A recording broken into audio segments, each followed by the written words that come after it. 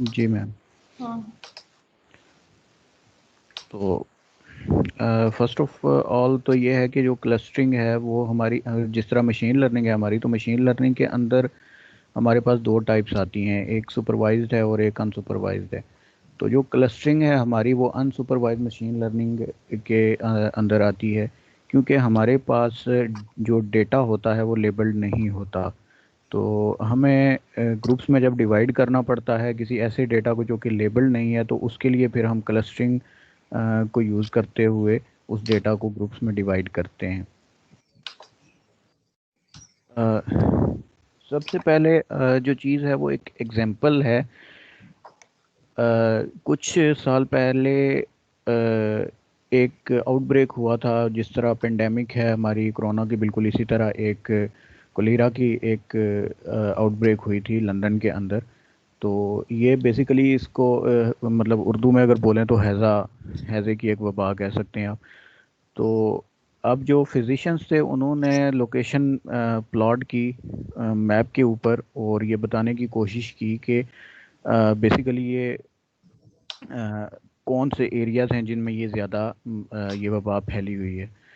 तो सबसे ज़्यादा जो चीज़ उन्होंने नोट की वो ये की कि कुछ स्पेसिफिक जो हैं वो इंटरसेक्शंस हैं, उनके ऊपर जो है वो बहुत ज़्यादा ये वबा फैल रही है। और जब उन्होंने थोड़ी सी और रिसर्च उसके ऊपर की तो उनको ये पता चला कि ये जो प्रॉब्लम है ये बेसिकली कुछ कुएं हैं, पोल्यूटेड किस्म के वेल्स हैं, जिनकी वजह से ये इशू आ रहा है कि उसके आगे पीछे जितने भी लोग हैं वो लोग इससे अफेक्ट हो रहे हैं। क्योंकि जो कोलेरा की बीमारी है वो मोस्टली जो आपका पोल्यूटेड वाटर होता है उसकी वजह से ये फैलती है।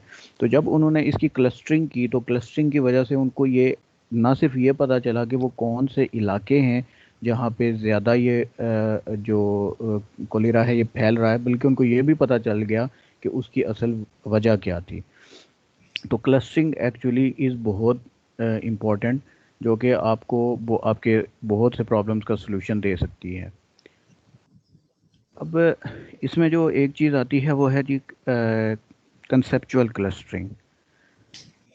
अब बेसिकली हमारे पास एक कलेक्शन होती है अनक्लासिफाइड ऑब्जेक्ट्स की, जिनके अंदर कोई क्लासिफिकेशन नहीं होती। एक रैंडम और एक रॉ डेटा हमारे पास पड़ा होता है, ठीक है। हम हमारे पास मतलब उसकी कोई किसी भी किस्म की कोई हायरार्की नहीं होती उसके अंदर। तो अब बेसिकली जो क्लस्टरिंग है वो, इसमें जो सेकंड पॉइंट लिखा हुआ है वो ये है कि a means for measuring the similarity of objects. तो बेसिकली क्लस्टरिंग में हम कर ये रहे होते हैं कि हम कोई से भी दो ऑब्जेक्ट्स को लेके उनकी सिमिलरिटी को मेजर कर रहे होते हैं कि ये दोनों ऑब्जेक्ट्स एक दूसरे के साथ कितने सिमिलर हैं, जिसको हम डिस्टेंस मैट्रिक भी कहते हैं, कि हम उनका डिस्टेंस फाइंड करते हैं कि ये एक दूसरे से कितने मिलते जुलते हैं। तो classes of objects such that some standard of quality is met maximize the similarity of objects in the same class। अब क्लस्टर्स जो हम बनाते हैं उसके अंदर हम करते ये हैं कि हमारी ये कोशिश होती है कि जो कोई भी एक क्लस्टर है उस क्लस्टर के अंदर जो ऑब्जेक्ट्स हैं उनके दरमियान सिमिलरिटी मैक्सिमम हो। और इसके दौरान एक और चीज़ जो है, जो हम जिस चीज़ का ख्याल रखते हैं वो ये रखते हैं कि जो हमारे डिफरेंट क्लस्टर्स हैं उनके अंदर जो ऑब्जेक्ट्स हैं उनके अंदर सिमिलरिटी जो है वो मिनिमम होनी चाहिए। एक क्लस्टर के अंदर ऑब्जेक्ट्स की मैक्सिमम, जबकि डिफरेंट क्लस्टर्स के अंदर ऑब्जेक्ट्स की जो है सिमिलरिटी वो मिनिमम होनी चाहिए। अब बेसिकली जो हमारे पास एक चीज़ है कि हम जो क्लस्टरिंग करते हैं उसको किसी न किसी रूल की बेस के ऊपर करते हैं। हम क्लस्टरिंग न्यूमेरिक बेस के ऊपर नहीं करते। न्यूमेरिक बेस से मुराद ये है कि अगर हमारे पास, मैं एक मिसाल देता हूँ कि हमारे पास अगर एक क्लास है तो क्लास के अंदर जो नेचुरल क्लस्टरिंग हमारी होती है वो ये है कि फीमेल स्टूडेंट्स और मेल स्टूडेंट्स हैं। तो ये एक नेचुरल क्लस्टरिंग है। लेकिन हम क्लस्टरिंग इस तरह से नहीं कर सकते कि हम कोई भी रैंडम दो तीन स्टूडेंट उठा लें और हम उनको एक तरफ कर दें और बाकी जो है उनको दूसरी तरफ करके कह दें कि हमने क्लस्टर्स बना लिए हैं। ऐसा नहीं होता। क्लस्टरिंग हमेशा किसी न किसी रूल की बेस के ऊपर होती है। सपोज़ ये कि हम अगर नेचुरल क्लस्टरिंग की बात करते हैं तो हम ये कहते हैं कि स्टूडेंट्स हैं जो कि मतलब मेल हैं या फीमेल हैं, उनको अलग कर दें तो मेल का क्लस्टर अलग होगा, फीमेल का अलग होगा। इसी तरह जो स्टूडेंट्स इमेज प्रोसेसिंग पे काम कर रहे हैं उनको अगर अलग कर लें और जो नेटवर्क्स पे काम कर रहे हैं उनको अलग कर लें, तो वो एक क्लस्टर बन जाएगा जो किसी रूल के ऊपर बनाया गया है। तो अब इसमें यही चीज़ जो एग्जांपल में दिखाई गई है यहाँ पर, अगर हम उसको देखें तो उन्होंने इसको ये किया है कि फॉर एक्स, कोई भी एक एक्स एंटिटी है जो कि टीच करता है एमटीयू में, ठीक है, तो वो अब जितने भी फॉर ऑल एक्स जो कि एमटीयू में सीएस को एआई टीच कर रहे हैं, वो सब के सब मिल के एक क्लस्टर बना देंगे। तो गोया हमने एक रूल डिफाइन किया और उस रूल की बेस के ऊपर हमने एक क्लस्टर बनाया। कर्स ऑफ डायमेंशनैलिटी, ये एक बहुत ही इम्पोर्टेंट एक फिनोमेना है जिसको हमें अंडरस्टैंड करने की ज़रूरत है। वाइल क्लस्टरिंग लुक्स इंटुइटिव इन 2 डायमेंशंस, मैनी एप्लीकेशंस इन्वॉल्व 10 और 10,000 dimensions. The issue with the clustering is कि हमारे पास क्लस्टरिंग करते हुए जो सबसे ज़्यादा प्रॉब्लम आता है वो डायमेंशनैलिटी का आता है, क्योंकि अगर तो हमारे पास सिर्फ 2 डायमेंशन हो तो उसमें तो इशू नहीं होता हमें, लेकिन जब हम रियल वर्ल्ड एप्लीकेशंस में जाते हैं, रियल वर्ल्ड के प्रॉब्लम्स को जाके देते हैं, तो उनके 10 से लेके 10,000 डायमेंशन, मतलब इन अदर वर्ड्स के बहुत ज़्यादा डायमेंशंस होती हैं। उन सब डायमेंशंस को देखते हुए ऑब्जेक्ट्स को ग्रुप्स में डिवाइड करना बहुत ही एक डिफ़िकल्ट टास्क है। तो अब अगर हम इसको देखते हैं कि हम किसी भी तरह से हम रैंडमली प्रोबेबिलिटी की बेस के ऊपर हम चीज़ों को उठाते हैं, तो वो हमारी क्लस्टरिंग नहीं बन सकती। हमें क्लस्टरिंग के लिए रूल डिफाइन करना पड़ेगा और उस रूल के अंदर इन तमाम डायमेंशंस को देखना पड़ेगा कि हमने इन तमाम डायमेंशंस को उस रूल के अंदर फिट करवाना है कि ये तमाम डायमेंशंस जो हैं उनको हम उस रूल के अंदर लेके आएँ और देखें कि वो रूल इन सब डायमेंशंस को कवर कर रहा है या नहीं कर रहा। अब इसकी एक एग्जांपल यहाँ पे दी गई है जो कि बहुत ही मतलब एक अच्छी एग्जांपल है कि अगर observation that customer who buys diaper are more likely to buy cold drinks than average allowed supermarket to place cold drink and diapers near by. अब वो ये कह रहे हैं कि जब मतलब कि यहाँ पे सिर्फ डायपर का जिक्र है, लेकिन जो भी हाउस होल्ड लेने के लिए जो लोग सुपरमार्केट में जाते हैं, तो मोस्टली उन लोगों को बहुत ज़्यादा घूमना फिरना पड़ता है मार्केट के अंदर। तो अगर हम जो हाउस होल्ड हैं उनके नज़दीक ही ड्रिंक्स को रख दें, तो वो लोग अमूमन जो है वहाँ से ड्रिंक्स उठा लेते हैं और उसकी वजह से जो हमारे ड्रिंक्स हैं वो भी साथ में बिकना शुरू हो जाते हैं। और उसके बाद उन्होंने ये कहा कि knowing many customers would walk between them placing potato chips between increase the sale of all 3 items. अब ये होगा कि वो कह रहे हैं कि इसी के दरमियान में अगर हम पोटैटो चिप्स को भी रख देते हैं, तो ये उस तीसरी जो हमारी डायमेंशन एक आ गई है उसको भी इंक्रीज़ कर देगा, उनकी सेल्स को भी इंक्रीज़ कर देगा कि शायद वो भी साथ में लेना शुरू कर देंगे।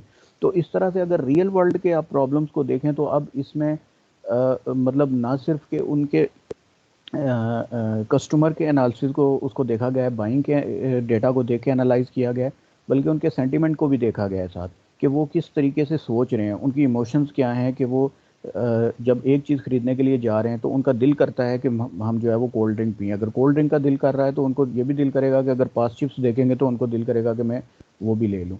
तो गोया के डायमेंशन जो हैं वो कंटिन्यूस चेंज होती हैं और कंटिन्यूस बढ़ रही हैं, जिसकी वजह से जो क्लस्टरिंग है वो और भी ज़्यादा डिफ़िकल्ट हो जाती है। अब ये एक बहुत ज़बरदस्त मिसाल दी गई है यहाँ पे, एग्जांपल है स्काई सर्वर जो है वो बेसिकली एक वेबसाइट है जिसके ऊपर आप जाके आप चेक कर सकते हैं किसी भी मतलब स्पेस के हवाले से, अगर कोई स्पेस के हवाले से कोई थोड़ी बहुत इंटरेस्ट रखता है। तो अब इसमें अगर देखा जाए तो हमारे पास जो हमारी स्पेस है उसकी डायमेंशंस जो नॉर्मल 3D हमारी स्पेस होती है उससे बहुत मुख्तलिफ हैं। हम किसी एक चीज़ को जब देखते हैं तो उस तो क्योंकि हम ज़ाहिर है वहाँ तक पहुँच नहीं सकते, हम सिर्फ देख रहे हैं, जो हमारे पास विजिबल यूनिवर्स है उसको सिर्फ हम देख सकते हैं, हम पहुँच नहीं सकते। तो वहाँ पर 3 डायमेंशन स्पेस हमारे लिए 3 डायमेंशन नहीं होती, वहाँ पे स्पेस बहुत ज़्यादा डायमेंशनैलिटी की हो जाती है। और इस वजह से जब हम उसके अंदर क्लस्टर्स की बात करते हैं तो वो एक बहुत इशू क्रिएट करता है। अब इस क्लस्टर्स में जो है वो बहुत ही एक इम्पॉर्टेंट चीज़ है कि जैसे हम इंटरस्टेलर ग्रुप होता है हमारा, जो सन है उसके नज़दीक तरीन जितने भी स्टार्स हैं, उन सब का एक अलग से क्लस्टर है। इसी तरह अगर हम अपनी गैलेक्सी को देखते हैं, मिल्की वे को, तो मिल्की वे से अबव आगे पीछे जो कुछ गैलेक्सीज हैं उनको मिलाकर इंटर गैलेक्टिक एक क्लस्टर बनाया गया है। तो अब ये जो क्लस्टर्स हैं ये सारे, इनको डिफरेंशिएट किया गया है डिफरेंट वे से। ये आगे नेक्स्ट उसमें इस पूरे को एक्सप्लेन किया गया है कि वो किस तरीके से उसको उन्होंने डिफरेंशिएट किया है। ये डिजिटल स्काई सर्वर जो है ये मैप करता है यूनिवर्स को, यानी जो हम देख सकते हैं जिस यूनिवर्स को, देखने से मुराद ये है कि by tools, also using by tools, ना सिर्फ आंखों से बल्कि टूल्स को यूज़ करके, या जो बड़ी दूरबीनें हमारे पास हैं, टेलीस्कोप। क्वेश्चन आखिर में सबसे एक एक पूछेंगे या दरमियान में नहीं पूछेंगे? मैम ये तो अभी इंट्रोडक्शन है, इसमें से क्वेश्चंस क्या पूछूंगा, बस वो तो मैंने आगे। आपको याद कराना था कि आपने हर एक से एक क्वेश्चन करना है। जी मैम, ये तो मैम वो ठीक अभी है, ठीक है, सही है, इंट्रोडक्शन। ठीक है, ठीक है, ठीक है। तो अब यहाँ पे जो उन्होंने एक इम्पोर्टेंट बात बताई है वो ये है कि objects are represented by radiation in 9 dimension. Each dimension represent radiation in one band of the spectrum. अब बेसिकली ये होता है कि जो हमारी यूनिवर्स है उसके अंदर हर जो ऑब्जेक्ट है, यानी कि जो हर स्टार है, ठीक है, उसकी एक अपनी टाइप की लाइट है। तो बेसिकली जो साइंटिस्ट हैं, जो फिजिस्ट हैं, उन्होंने ये किया है कि उन्होंने 9 बैंड्स में यूनिवर्स को डिवाइड कर दिया है। वो उनकी लाइट का जो स्पेक्ट्रम है उनको 9 डिफरेंट बैंड्स में डिवाइड किया है। और उससे वो ये चीज़ मतलब उनको आइडिया हो जाता है बहुत सी चीज़ों का, कि अगर ये वाला कोई स्टार है, एक जो नया स्टार उनको अभी दरियाफ्त हुआ है, तो वो अगर वो देखते हैं कि इसकी लाइट का स्पेक्ट्रम इन 9 बैंड में से किस में आता है, जिसमें आएगा तो उसकी जो प्रॉपर्टीज़ हैं वो मोस्ट प्रोबेबली मैच कर रही होंगी उन्हीं के जो उससे पहले उन्होंने डिस्कवर किए हुए हैं। तो उनको उस पर ज़्यादा फिर मेहनत की ज़रूरत नहीं होती, बहुत सी उनको प्रॉपर्टीज़ ऑलरेडी उनको पता चल जाती हैं। तो ये उनका एक बहुत ही एक प्रॉपर वे है। इसके लिए मैं एक दो चीज़ें और भी दिखाना चाहता हूँ।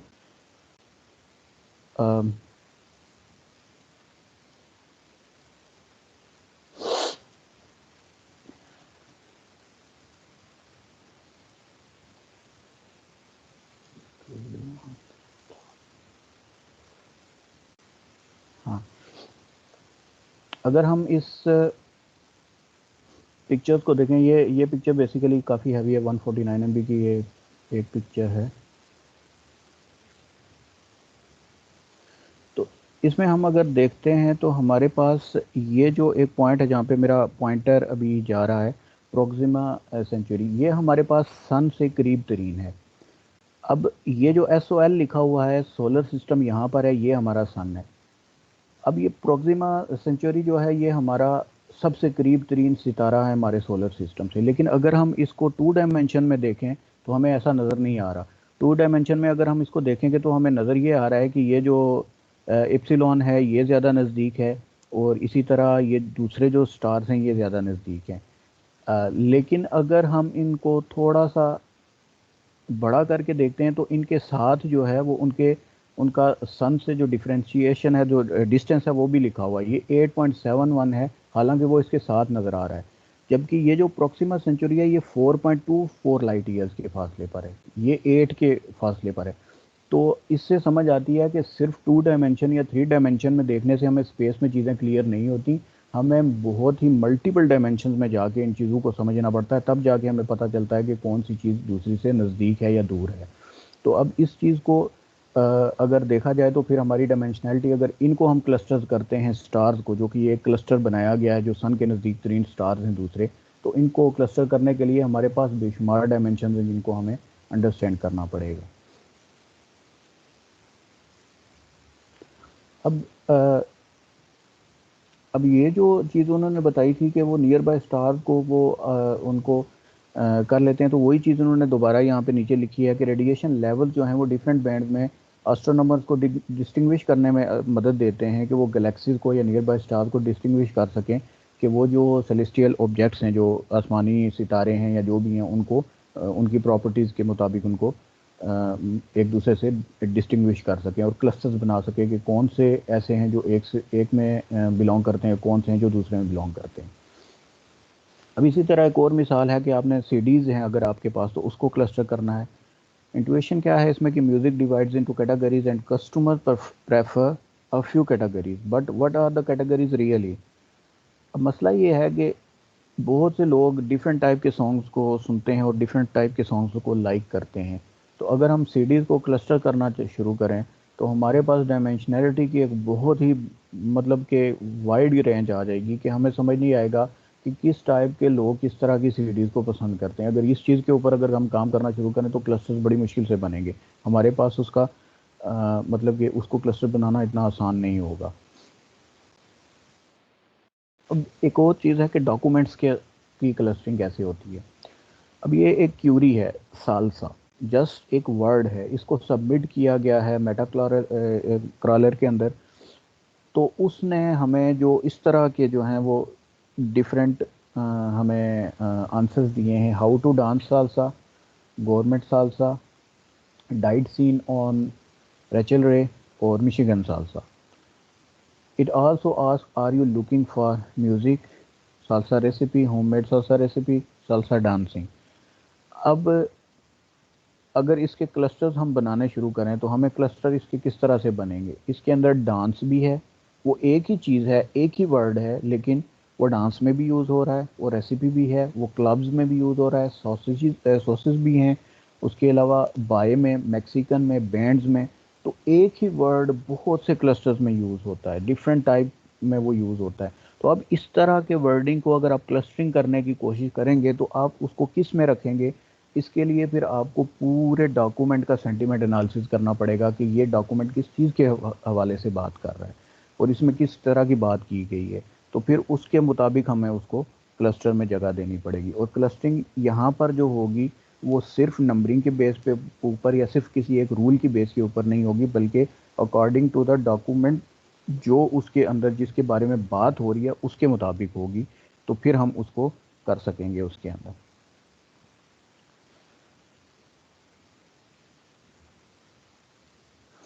डॉक्यूमेंट्स जो हैं उनको भी एक हाई डायमेंशनल स्पेस में लिया जाता है। क्यों? क्योंकि डायमेंशन हम जो हर वर्ड है उसको एक पॉसिबल डायमेंशन के तौर पे लेते हैं, तो इसलिए ये भी एक हाई डायमेंशनैलिटी में आता है। Clusters of documents in this space often correspond to groups of documents in the same topic. I documents with similar set of words may be about the same topic. तो ऐसा हो सकता है जिस तरह के इन्होंने बताया कि represent a document bye a vector x1 x2 to xn where xi is equal to 1 if and only if the ith word in some order appears in the document। अगर वो डॉक्यूमेंट में आता है, ठीक है, किसी भी हवाले से, तो हम उसका एक वेक्टर बना लेते हैं कि ये वर्ड्स हैं जो कि उस डॉक्यूमेंट के अंदर आए हैं, तो उन सब का एक जो है बैग ऑफ वर्ड्स बना लेते हैं। फिर उसके बाद उनके वेक्टर्स बनाते हैं। और एन कैन बी इनफाइनाइट। अगर आपके पास डॉक्यूमेंट्स बहुत ज़्यादा हैं तो एन इनफाइनाइट भी हो सकते हैं, डॉक्यूमेंट्स भी इनफाइनाइट हो सकते हैं। अगर हम नेटवर्क्स की बात करते हैं, गूगल की बात करते हैं, तो वहाँ पे तो ट्रिलियंस ऑफ डॉक्यूमेंट्स पड़े हुए हैं। तो उनके अंदर अगर वर्डिंग की बात करें तो वो तो एक इनफाइनाइट नंबर ऑफ वर्डिंग आप, और वो कंटिन्यूस चेंज हो रहे हैं, कंटिन्यूस बढ़ रहे हैं। तो ये हमारे पास अगर infinite number of document words हो सकते हैं, तो जो ऊपर हमने फर्स्ट पॉइंट में बात की थी कि हमारी जो डायमेंशन है एक वर्ड एक एक जो है वो डायमेंशन हम शो कर रहा है, तो ये तो एन डायमेंशंस बन जाएंगी कि मतलब इनफाइनाइट डायमेंशंस होंगी यहाँ पे। इसी तरह एक और इन्होंने एग्जांपल दी है कि एनालाइजिंग प्रोटीन सीक्वेंसेस। तो प्रोटीन थोड़ी सी टेक्निकल स्लाइड पे नहीं जाते हो तुम? ठीक है मैम, ये आगे अब ऑलमोस्ट टेक्निकली शुरू हो जाएंगी। थोड़ा टेक्निकल और जरा थोड़ी, हाँ, इस तरह की चीजें। ठीक है मैम। अच्छा, अब मेजरिंग डिस्टेंस है। अब डिस्टेंस जो हमने पीछे देखा था उसमें ये था कि जो डिस्टेंस है वो हम सिमिलरिटी को मेजर करने के लिए यूज़ करते हैं कि जो एक दो ऑब्जेक्ट्स हैं उनके दरमियान डिफरेंस आप कैसे कर सकते हैं। तो अब डिफरेंस किस तरह से करेंगे, तो वो हमारे पास डिफरेंट टाइप के मेजरमेंट डिस्टेंसेस मेजरमेंट के कुछ फार्मूलाज हैं जिनके थ्रू हम जो है वो मेजर करेंगे। अब यहाँ पे जो हमें एक जो इम्पोर्टेंट चीज़ दिखाई गई है वो ये है कि किस टाइप के डिस्टेंसेस हो सकते हैं। सिंपल एक डिस्टेंस होता है,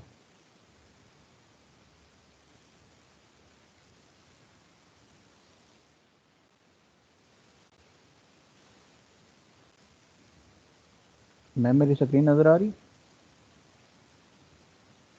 अभी तक तो नजर नहीं आई। जी आ रही है। व्हाइट बोर्ड आ गया। हाँ अब आ गई है सेम। तो मैम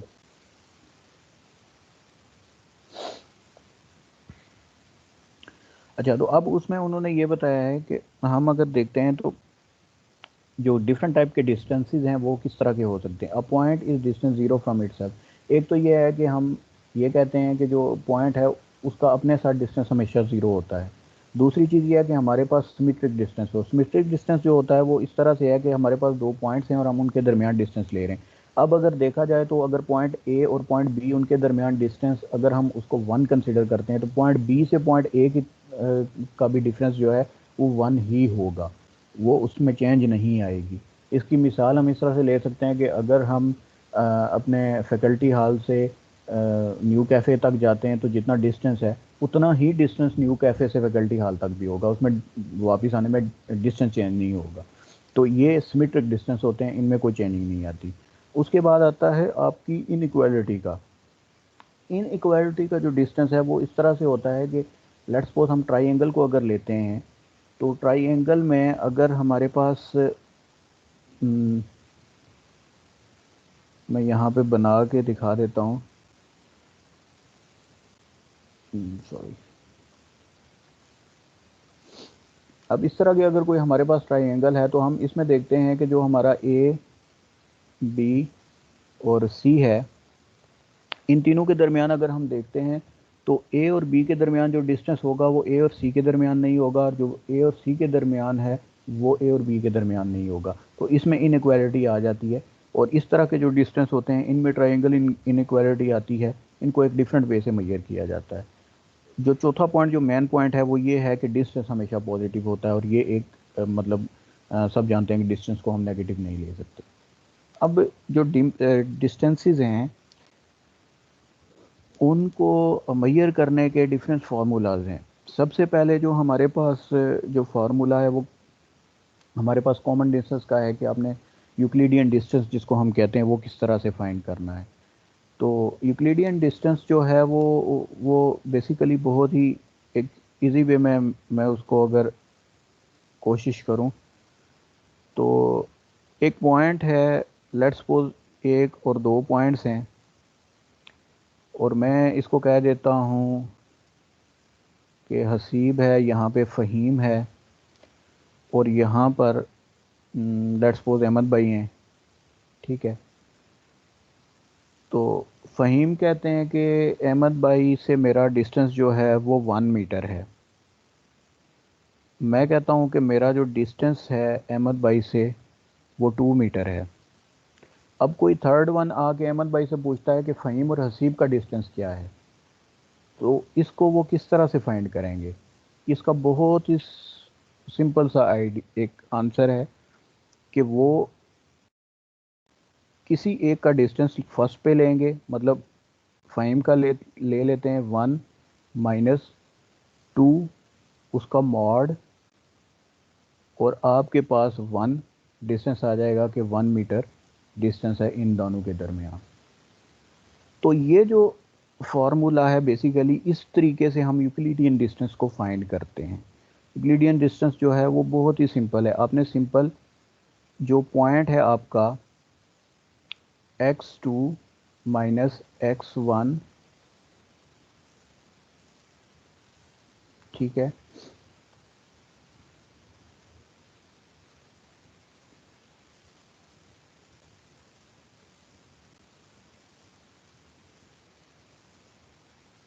इनका स्क्वायर और स्क्वायर रूट ये आपने ले लेना है। अब बेसिकली इसमें जो x1 और x2 हैं या y1 और y2 हैं, ये x और y कोऑर्डिनेट से किसी भी दो कोई से भी दो पॉइंट्स हैं उनके। तो जो भी हम पॉइंट्स के ज़रिए से पॉइंट्स को यूज़ करते हुए उनके कोऑर्डिनेट्स को यूज़ करते हुए हम ये यूक्लिडियन डिस्टेंस बड़े आराम से फाइंड कर सकते हैं। एक और जो दूसरा डिस्टेंस, इसको हम कॉमन डिस्टेंस भी कहते हैं, यूक्लिडियन डिस्टेंस को हम कॉमन डिस्टेंस भी कहते हैं क्योंकि मोस्टली यही जो है वो यूज़ होता है। दूसरे नंबर पे हमारे पास आता है Manhattan distance.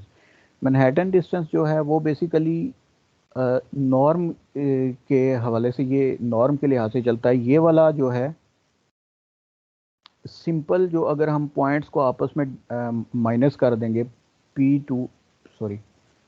P2 minus P1, और इसी तरह हम प्लस करके नेक्स्ट जो पॉइंट्स हैं हमारे उनको भी, लेट्स सपोज हमारे पास P4 है तो P4 माइनस P3, इस तरह करते जाएंगे अप टू n तक हम चले जाएंगे, तो हमारे पास जो भी आंसर आएगा, ठीक है, वो हमारा मैनहट्टन डिस्टेंस होगा। मॉड हम हर एक के साथ इसलिए लगाते हैं कि मॉड के अगर हमारे पास नेगेटिव वैल्यूज़ भी आती हैं तो क्योंकि डिस्टेंस नेगेटिव नहीं होता तो हम मॉड लगा के उसको पॉजिटिव कर लेते हैं। तो ये दो जो डिस्टेंस हैं ये सबसे ज़्यादा यूज़ होते हैं।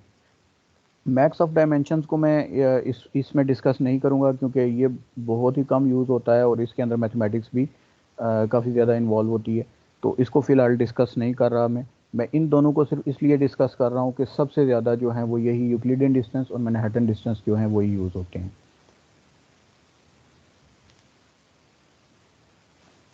अच्छा, अब एक चीज़ उन्होंने ये बताई है कि कुछ चीज़ें ऐसी हैं जिनमें यूक्लिडियन स्पेस नहीं है, जो यूक्लिडियन डिस्टेंस नहीं यूज़ करती। अब उसके अंदर उन्होंने वेब पेजेस के बारे में बताया। अब वही चीज़ है जो मैंने पहले बात की थी कि वेब पेजेस में आपके पास बहुत ज़्यादा डायमेंशन होती है, ठीक है। डीएनए सीक्वेंसेस अगर आप देखते हैं तो उसके अंदर बहुत ज़्यादा डायमेंशंस होती हैं और उसके अंदर आपको ये जो फार्मूलाज हैं इनके थ्रू यूक्लिडियन डिस्टेंस फाइंड करना मुमकिन नहीं होता क्योंकि इनकी डायमेंशनैलिटी बहुत ज़्यादा है। उसमें सिर्फ एक्स वाई कोऑर्डिनेट्स नहीं होते, उनमें बेशुमार कोऑर्डिनेट्स। तुम अभी इनसे कोई क्वेश्चन कर सकते हो किसी एक हाथ से? मैम एक्चुअली इशू ये है कि मैं अगर ये ख़त्म करता हूँ तो फिर मेरी स्लाइड्स भी ऑफ हो जाती हैं, पता नहीं कोई इशू आ रहा है तो मुझे अच्छा, फिर नज़र भी कोई नहीं आ रहा। मैं तो आप, मैं ये कहना चाह रही थी कि तुम टेक्निकल साइड की तरफ, जो प्योरली टेक्निकल हो उसकी तरफ जाओ और फिर उसमें से करके आप इनसे क्वेश्चन करो, मैं ये कहना चाह रही हूँ। ओके मैम, ठीक है, ठीक है मैम, मैं फिर हाँ। इस तरह की जो स्लाइड्स हैं सिर्फ उन्हीं को मैं देखता हूँ। के मीन तो अनीस हमने किया था ना यार? जी मैम। हाँ, कुछ और बताओ। के मीन तो आई थिंक इट्स सिंपल, कुछ और अगर है तो बताओ।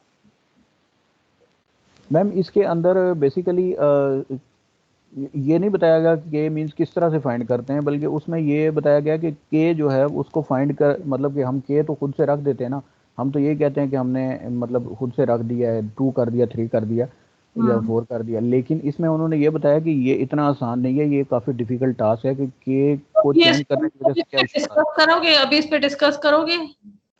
कर देता हूँ मैम। हाँ, करो फिर। और उसके बाद फिर टेक्निकली कौन सी स्लाइड है और कौन सा मेथड है तुम्हारे पास इसका, क्लस्टरिंग का? मैम ये क्लस्टर 2 एल्गोरिदम है। हाँ, मेरा ख्याल है इसके ऊपर बात करो तुम, अभी डायरेक्ट इसी पे बात करो। ठीक है मैम। हाँ, अच्छा, जो क्लस्टर 2 एल्गोरिदम है मेरे ख्याल में अगर सिर्फ इस एक स्लाइड को देखा जाए तो ये उससे समझ में आ जाएगा। सिंपल जो इसका रूल है वो रूल ये है कि सबसे पहले हमने के मीन्स की तरह ही एक सीड पॉइंट सेलेक्ट करना है। जैसे अगर हम इस जगह को देखें तो यहाँ पे 2 सीड पॉइंट्स, हमने 2 क्लस्टर्स बनाने थे तो 2 सीड पॉइंट्स हमने, एक ये वाला और एक ये वाला चूज़ कर लिए। अब जब हमने सीड पॉइंट चूज़ किए हैं तो अब हमने क्या करना है कि उनके साथ मिलते जुलते जितने भी एलिमेंट्स हैं जो वो किसी के साथ भी मिलते हैं वो दोनों में से, उनको हमने एक दूसरे के साथ सेलेक्ट कर लेना है। वो आप यूक्लिडियन डिस्टेंस के थ्रू भी कर सकते हैं, लेकिन उसमें ये होगा कि क्लस्टर्स के अंदर ओवरलैपिंग होगी, उसमें तमाम के तमाम जो एलिमेंट्स हैं उनको देखा जाएगा और सबको क्लस्टर्स के अंदर लिया जाएगा। अब होगा क्या कि उसकी वजह से ये एक इशू आएगा, ये जो इशू यहाँ पे दिखाया गया है वो ये है कि ओवरलैपिंग हो जाएगी क्लस्टर्स की। अब जब क्लस्टर्स की ओवरलैपिंग होगी तो उसके अंदर इशू आएगा हमारे पास, after generating general description note that the categories overlap.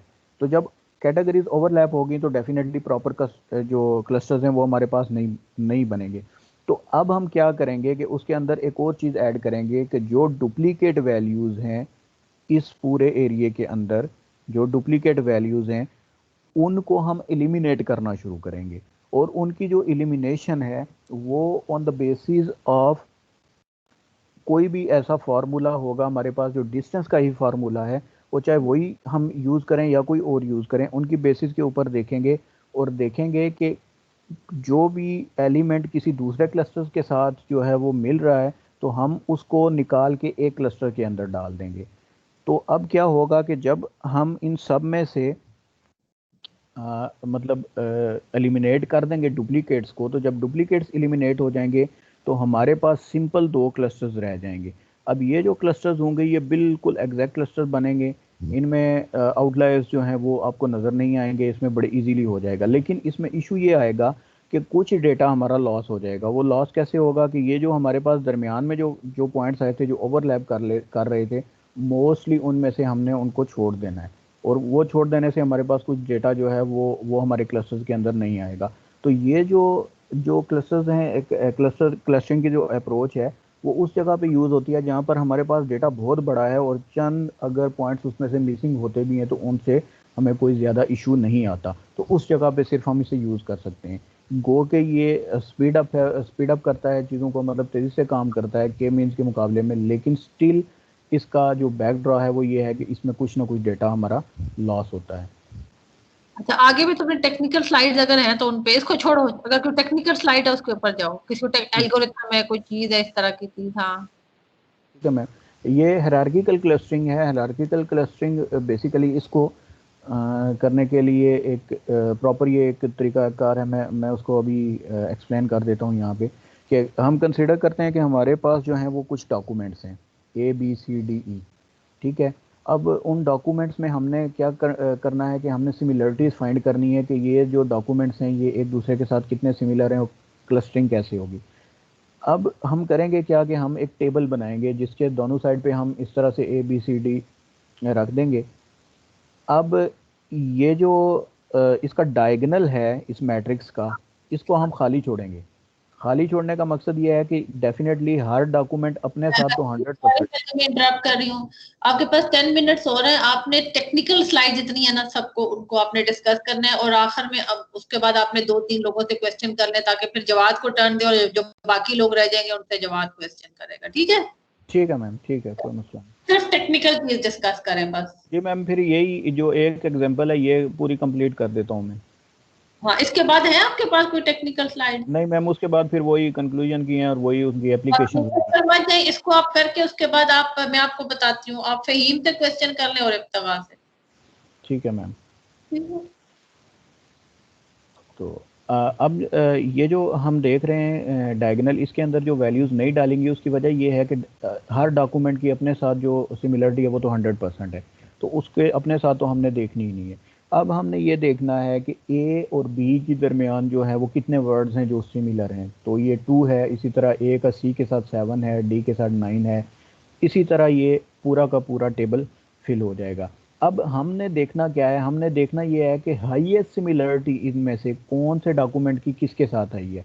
तो अगर हम देखें तो जो हमारा बी है उसकी ई डॉक्यूमेंट्स के साथ दोनों साइड पे अगर देखें तो हाईएस्ट है। तो जब हाईएस्ट है तो हम क्या करेंगे कि बी और ई जो है इनकी हाईएस्ट है, तो हम नेक्स्ट स्लाइड में ये जाके देखते हैं कि बी और ई जो है इनका हमने क्या किया, एक क्लस्टर बना दिया, बी ई का एक क्लस्टर बन गया। अब हम क्या करेंगे, उसके बाद हम बी और ई को एक ही नोड के तौर पे लेंगे और वही टेबल दोबारा बनाएंगे। अब बी और ई एक ही नोड आ गया, ठीक है। अब बी और ई जब एक नोड आ गया है तो यहाँ पे है कि तू कंप्यूट ए और B E, take the minimum of A B and A E, ठीक है। This is called complete linkage. Complete linkage के जरिए हमने क्या करना है कि उनके दरमियान सिमिलरिटी फाइंड करनी है। वो किस तरह से करनी है वो मैं बताता हूँ। अब देखें कि अब हमने अगर ए के दरमियान और बी ई के दरमियान सिमिलरिटी फाइंड करनी है तो हम बी ई की कौन सी वैल्यू लेंगे, बी ई की तो वैल्यू है नहीं हमारे पास। तो हम क्या करेंगे कि हम ये देखेंगे कि पहले ए का बी के साथ डिस्टेंस लेंगे, वो चेक करेंगे ए की बी के साथ सिमिलरिटी। तो ए की अगर हम बी के साथ, अगर पीछे टेबल में देखा जाए तो ए की बी के साथ सिमिलरिटी कितनी है, 2 है, ठीक है। जबकि ए की ई के साथ दोबारा देखेंगे तो ए की अगर हम ई के साथ सिमिलरिटी देखें तो वो कितनी है, 4 है। तो अब इनमें से हमने मिनिमम चूज़ करना है कि कौन सा है जो मिनिमम है। तो डेफिनेटली जो ए की बी के साथ है वो मिनिमम है, तो वो यहाँ पे हम लिख देंगे, इस जगह पे 2 लिख देंगे। Any question? ये समझ में आ गया? ठीक है, समझ आ गया। जी जी क्लियर। ओके। अब उसके बाद हम क्या करेंगे कि इसी तरह फिर दोबारा से ये पूरा टेबल हम बनाएंगे, और इस टेबल के अंदर हम देखेंगे कि कौन सी वैल्यू जो है वो मैक्सिमम है। तो फ़हीम आप मुझे बताएं कि इसमें कौन सी वैल्यू जो है वो आएगी? जो ए की और डी की है वो वैल्यू इस टाइम सबसे मैक्सिमम है 9, तो बिल्कुल हम सही ये है, डी रखेंगे।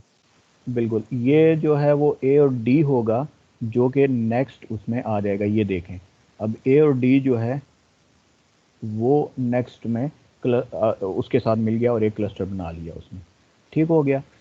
अब सिमिलर प्रोसेस फिर करेंगे हम ए डी। अब ए और डी जो हैं वो एक ही नोड बन जाएंगे, ए और डी, बी और ई, और पीछे रह जाएगा हमारे पास सी।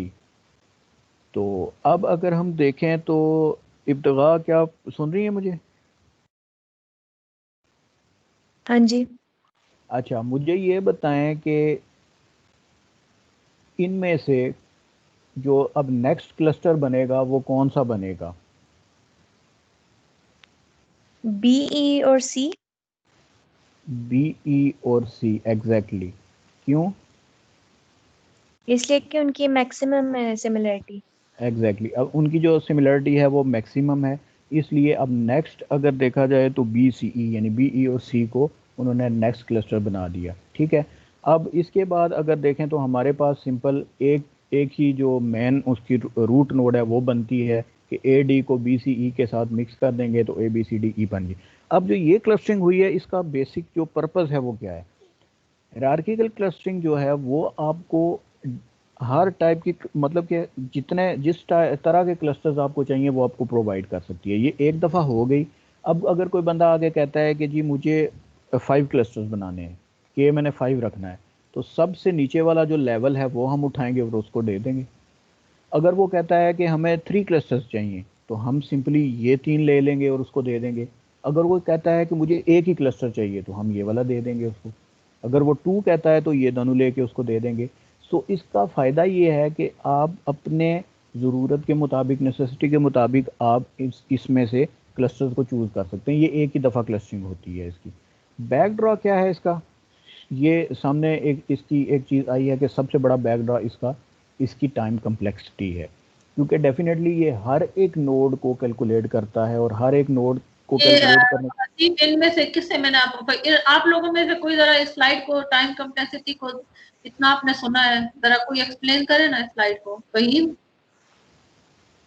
जी मैम, मैम बेसिकली इसको प्रॉब्लम क्या रहता है। और हसीब, अगर कहीं पे ये गलत हो तो आप इसको बताएं, ठीक है? तब भी बताएं, गलत है तब भी बताएं। ठीक है जी मैम। चलो फहीम। इसमें मैम बताया गया था कि जो हमने लास्ट में यूज़ किया एल्गोरिदम, उसमें इशू ये आ रहा है कि उसमें जो टाइम कम्प्लेक्सिटी है ना वो बहुत ज़्यादा है, क्योंकि उससे रूट से लेके लीफ तक सारों को वो कैलकुलेट कर रहा है। ठीक है, जिसकी वजह से उसकी टाइम कम्प्लेक्सिटी ज़्यादा आ रही है। जी मैम, ये उन्होंने बिल्कुल ज़्यादा होंगे तो टाइम कम्प्लेक्सिटी हमारी बहुत बढ़ जाएगी, क्योंकि इसमें बिग ऑफ एन स्केयर है, तो वो स्केयर होने की वजह से वो बहुत ज़्यादा हमारे ना टाइम कंज्यूम करेगा ये एल्गोरिदम, अगर डॉक्यूमेंट ज़्यादा होंगे। बिल्कुल एग्जैक्टली, ये बात बिल्कुल ठीक बताई है फ़हीम ने। अब इसमें ये है कि क्योंकि हमें बार बार जो है वो मैट्रिक्स बना के उसको कैलकुलेट करना पड़ता है, तो उसकी टाइम कम्प्लेक्सिटी बहुत ज़्यादा हो जाती है। तो एक जो उन्होंने एग्जांपल दी है इसमें वो ये दी है कि हमारे पास अगर 500,000 डॉक्यूमेंट्स हैं हमारे पास, और उनकी एन को स्केयर किया जाए, तो स्केयर करने से ये हमारे पास 250 बिलियन डॉक्यूमेंट्स बन जाते हैं। अब 250 बिलियन डॉक्यूमेंट्स अगर आपके पास आते हैं तो डेफिनेटली ये उनको फिर मतलब वर्ड्स बन जाते हैं, तो उनको फिर जो है वो बहुत ज़्यादा आपकी कम्प्लेक्सिटी बहुत ज़्यादा बढ़ जाती है अगर उनको कंप्यूट करना शुरू करें तो। इसलिए ये जो एल्गोरिदम है ये स्मॉल डेटा के ऊपर तो अच्छा परफॉर्म कर सकता है, लेकिन ज़्यादा बड़े डेटा के ऊपर इसकी टाइम कम्प्लेक्सिटी ज़्यादा होने की वजह से इसका इशू बहुत ज़्यादा होता है। वन पास जो है वो, वन पास क्लस्टरिंग भी एक टाइप है, लेकिन वो सिंपल ये है कि आपने जो भी आपने दो तरह की क्लस्टरिंग हमने देखी है ना, एक हायरार्किकल क्लस्टरिंग है जो इस तरह से काम करती है, और एक नॉर्मल क्लस्टरिंग जो के मीन्स की तरह काम करती है। तो बेसिक होता क्या है कि हम टॉप डाउन या बॉटम अप अप्रोच अपनाते हैं। एक में तो ये करते हैं कि हम पूरे के पूरे को डेटा को एक क्लस्टर लेते हैं और उसके बाद फिर एक एक पॉइंट्स उनमें से के लिहाज से चूज़ करते हैं और फिर उन पॉइंट्स के लिहाज से हम जो है वो क्लस्टर्स बनाते जाते हैं। लेट्स सपोज हमें 3 क्लस्टर चाहिए तो 3 के की वैल्यूज़ रखेंगे और क्लस्टर बनाएंगे। एक और वे जो दूसरा है जो कि बॉटम अप है, वो ये है कि हम हर एक को, जो हमने हायरार्किकल में अभी पढ़ा कि हर एक जो हमारे पास पॉइंट है उसको हम एक क्लस्टर कंसिडर करते हैं और उसके बाद हम देखते जाते हैं कि कौन सा क्लस्टर जो है वो मतलब उसके बाद हम क्या करते हैं कि कौन से पॉइंट्स हैं जो उसके नियर हैं, जो उसके नियर आते हैं, जो सिमिलरिटी में उसके नियर हैं बहुत ज़्यादा, उनको हम क्या करते हैं उसके साथ मिलाते जाते हैं और इस तरह एंड पे जाके एक बड़ा क्लस्टर हमें मिल जाता है। तो उससे हिरारकी एक बन जाती है और हमें जो क्लस्टर चाहिए होता है वो उतने क्लस्टर हम ले लेते हैं।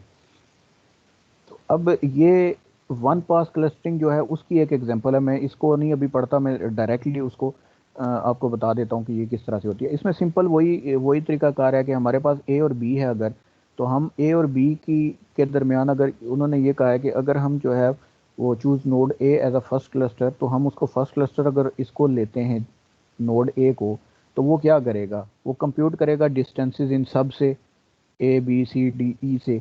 तो वो उसको बी जो है वो अपने नज़दीक तरीन पाएगा तो उसका एक क्लस्टर बना लेगा। ठीक है, उसके बाद हम जाते हैं और ई को लेते हैं।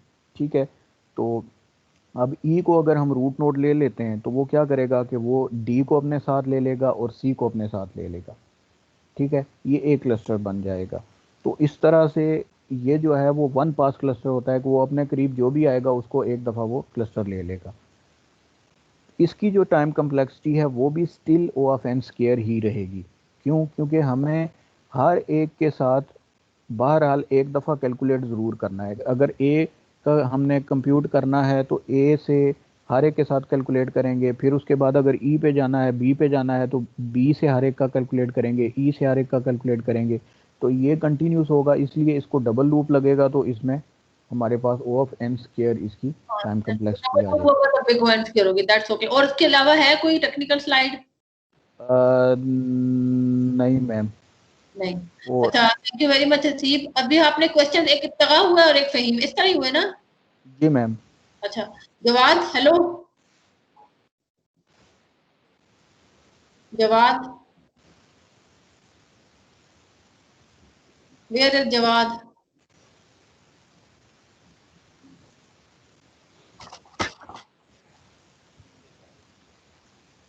फहद, जवाद किधर है? मैम शायद मेरे ख्याल में ऑफलाइन हो गया है, मैं उसको मैसेज करता हूँ। कह रहा था मैंने सुबह स्कूल मीटिंग में जाना ही है। है लेकिन वो या बोल नहीं रहे हैं। Yes ma'am. आ गया जवाद, मैम। Yes ma'am. चलो आपने ये सुनी नहीं है हेलो। इसकी स्लाइड नहीं सुनी आपने yes Haseeb? Ma'am. Hello. Jawad, आपने हसीब की स्लाइड सुनी है? हेलो। Yes ma'am. आपने हसीब की स्लाइड, यस मैम। तो अब आपने अपनी प्रेजेंट करनी है, जी। लेकिन आपने अपनी प्रेजेंट करनी है लेकिन रेपिटेशन नहीं करनी है। Okay ma'am. और टेक्निकल साइड सिर्फ करनी है, थ्योरी नहीं करनी है जवाद। मैम मैं कोशिश करूंगा कि मैं जो कुछ सिखाऊं वो बच्चों को सिखाऊं बाकियों को। हाँ, आप एक दो हसीब वाला रिपीट नहीं करेंगे और एक आप टेक्निकल स्लाइड्स के ऊपर बात करेंगे। ठीक हो गया। और क्वेश्चन उसने तो एंड में किया, आपने बीच बीच में से, फहद है, फहीम है, आसान, सबसे आपने बीच बीच में से क्वेश्चन करना है। इंशाल्लाह मैम। हाँ शेयर करूं? हाँ,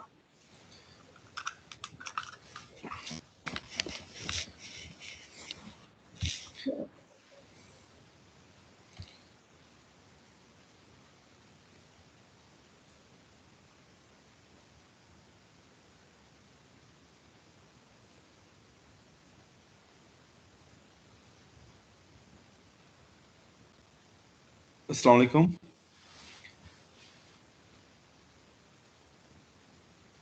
वालेकुम अस्सलाम। और ये नजर स्क्रीन नहीं यार, अभी तो शेयर ही नहीं हुई।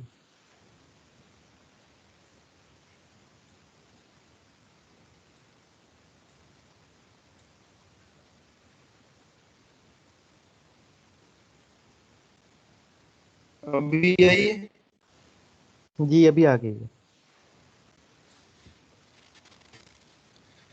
अच्छा, अस्सलाम वालेकुम। मेरा टॉपिक था क्लस्टरिंग। जैसा कि असीब भाई ने बहुत अच्छे तरीके से आपको माशाल्लाह से समझाया है क्लस्टरिंग के मुतालिक, लेकिन उसमें मैं कुछ ऐड अप करता जाऊं। एक्चुअली क्लस्टरिंग है क्या चीज? जैसा कि हमने आपको पता है अफगान वार में सुना होगा जवाब में क्लस्टर कवर हो गया, डायरेक्ट बम्बिंग का। टेक्निकल स्लाइड पे आओ। क्लस्टर बम्स क्या चीज थे? कि एक मैन बम होता था। जवाब, अच्छा हेलो जी, क्लस्टरिंग ये उसके बाद फहद, उसको हमने मैम ग्रुप मैं का लिया इसको जो कॉल करता हूँ। जी तो मैम आ बहुत रहा हूँ मैं। टेक्निकल स्लाइड फिर पे दो आ किस्म की। जी मैम, हेलो, आवाज नहीं आ रही मैम आपको? जवाब आ रही है, आप नहीं सुन रहे, मैं कह रही हूँ टेक्निकल स्लाइड पे जाओ, ये मैं सब सुन रहा हूँ आपकी बात, आवाज आ रही है मेरी? मैम आवाज भी बहुत कट रही है इनकी, समझ ही नहीं आ रही। अच्छा मैम, मैं आपको नहीं बताई वो मैं चीज ऐड करूँ इसमें।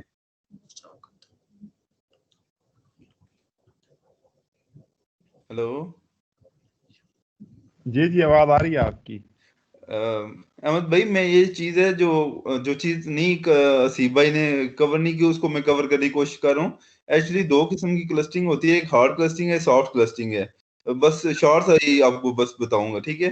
तो ये ये नीचे आप देख रहे होंगे लेफ्ट साइड पे हार्ड क्लस्टरिंग। हार्ड क्लस्टरिंग वो है जो जिनमें स्ट्रॉन्ग किस्म की सिमिलरिटी होती है।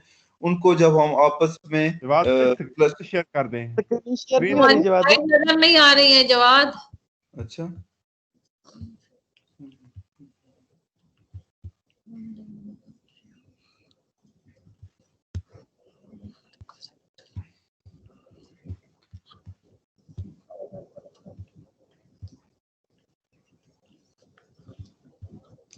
अभी आ रही है? नहीं, हाँ अब आ रही है। हाँ अभी आ ये गई। देखें, ये मैं आपको बताना चाह रहा था कि दो टाइप्स की क्लस्टरिंग होती है। एक होती है हार्ड क्लस्टरिंग, दूसरी है सॉफ्ट क्लस्टरिंग। हार्ड क्लस्टरिंग वो क्लस्टरिंग होती है जिसमें जो हमारे ऑब्जेक्ट्स हैं, एंटिटीज हैं, उनके अंदर अगर स्ट्रॉन्ग किस्म की सिमिलरिटी पाई जाए तो उनको जब हम क्लस्टर में कन्वर्ट करते हैं, क्लस्टर बनाते हैं उनके, तो उनको हार्ड हार्ड क्लस्टर कहते हैं। जिस तरह लेफ्ट साइड पे आप देख रहे होंगे कि ये जो है डार्क ब्लू और डार्क ग्रीन कलर की बॉल्स बनी हुई है, उनको दोनों को अलग क्लस्टर की फॉर्म में डिवाइड किया गया है, ठीक है? दूसरी तरफ सॉफ्ट क्लस्टरिंग है। सॉफ्ट क्लस्टरिंग में देखें जो ना सॉफ्ट क्लस्टरिंग में ये होता है कि सिमिलर ऑब्जेक्ट्स भी होते हैं, उनके साथ जो उनके कुछ सिमिलर नहीं भी होते हैं वो भी उस क्लस्टर का क्या होते हैं, पार्ट होते हैं। इसको क्या कहते हैं? Soft clustering. समझ आ गई सबको? जवाब टेक्निकल किसी पे जाओ, एल्गोरिथम पे जाओ, किसी ऐसी अच्छा चीजों पे जाओ ठीक यार। हो गया मैम। अभी मैं बता रहा हूँ type of clustering algorithms. Clustering हाँ, एल्गोरिथम की एल्गोरिथम पे कितनी किस्म जाओ, के होते हैं, किस बेस पे बनते हैं? एल्गोरिथम पे जाओ, इक्वेशन पे जाओ, किसी फिगर, किसी ऐसी चीज पे जाओ, फार्मूलों पे जाओ, इधर छोड़ दो, थ्योरी को छोड़ दो। मैम ये थ्योरी नहीं है, ये चीज जो है ना वही है एल्गोरिथम के मतलब कि किस बेस पे एल्गोरिथम बना है ये। एल्गोरिथम की फॉर्म में तो आए ना। मैम उनको समझ ही नहीं आएगा, डायरेक्ट उधर चला जाऊंगा, ये तुम्हारी इनको थोड़ा आवाज सा बताऊं तो तेज सही की ना बात इनको। है। तुम जरा आवाज स्लाइड आगे करो, तुम स्लाइड आगे मैम करो इसको जरा। के रिकॉर्डिंग करके भेज दो। नहीं नहीं, तुम स्लाइड आगे करो जरा, अगली स्लाइड करो। नहीं मैम, थोड़ा सा मुझे काइंडली एक्सप्लेन करने दो, बस 5 मिनट और बस। तुम्हारी आवाज इतनी शानदार आ रही। मैम पियानो बज ये रही है। देखें, फहद, जी मैम। या तुम जरा इसे स्लाइड ईमेल कराओ अपने आप को, और फिर तुम जरा शेयर करो स्लाइड इससे। ओके मैम, मैं इसे कहता हूँ जवाब भाई शेयर यस करेंगे मैं प्लीज। सुन रहा हूँ आपको। आपको आ रही है आवाज मेरी? हाँ अब क्लियर है आवाज, आप स्लाइड सही से आ रही है। मैं ये बता रहा हूँ कि जो क्लस्टरिंग एल्गोरिथम्स है उनकी टाइप्स कितने किस्म की है। सबसे नंबर 1 पे है कनेक्टिविटी मॉडल्स, ठीक है? उसमें क्या जवाब होता है वो मॉडल। ये पढ़ लेंगे यार, तुम आगे जाओ, किसी टेक्निकल चीज पे जाओ, इसको छोड़ दो, ये अच्छा पढ़ लेते हैं। अच्छा, मैं खुद ही इनको करता हूँ, मैं व्हाइट बोर्ड ऑन करता हूँ ना तो इनको बताता हूँ कुछ। ये के भी हमें आता है, आगे किसी अच्छी ऐसी चीज पे जाओ ना जो मतलब थोड़ी सी वो चलें ठीक है, मैं जा रहा हूँ।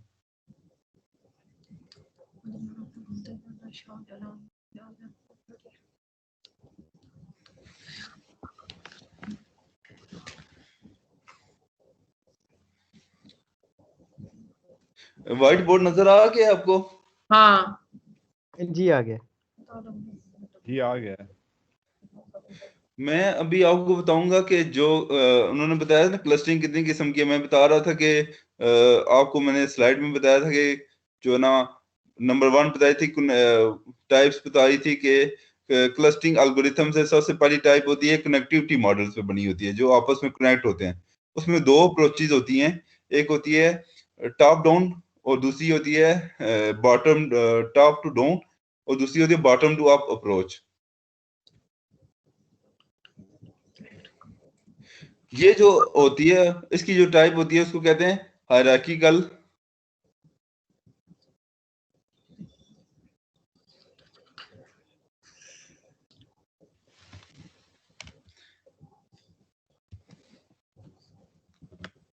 फहद हायरार्किकल क्लस्टरिंग होती है। इसमें क्या होता है? जी मैम, जी मैम।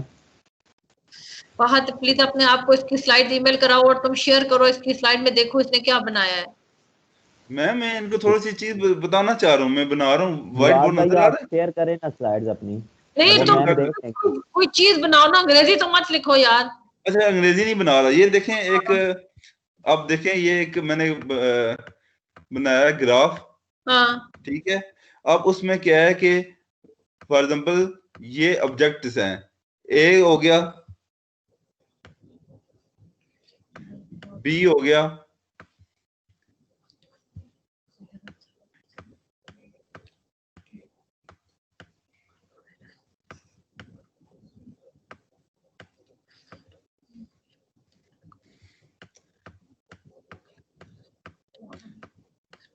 अब हम इस पे क्लस्टरिंग किस तरह करेंगे। पहले हम देखेंगे इनमें सबसे ज्यादा क्लोज डिस्टेंस किसका है। अब हम, आप देख रहे होंगे ए बी का डिस्टेंस आपस में क्लोज है, तो हम ए बी को एक क्लस्टर बना देंगे। फिर उसके बाद आप देखें सी डी का जो डिस्टेंस है आपस में जो है कम है, इसको क्या करेंगे हम। आवाज आ रही है मेरी? आ रही है आवाज।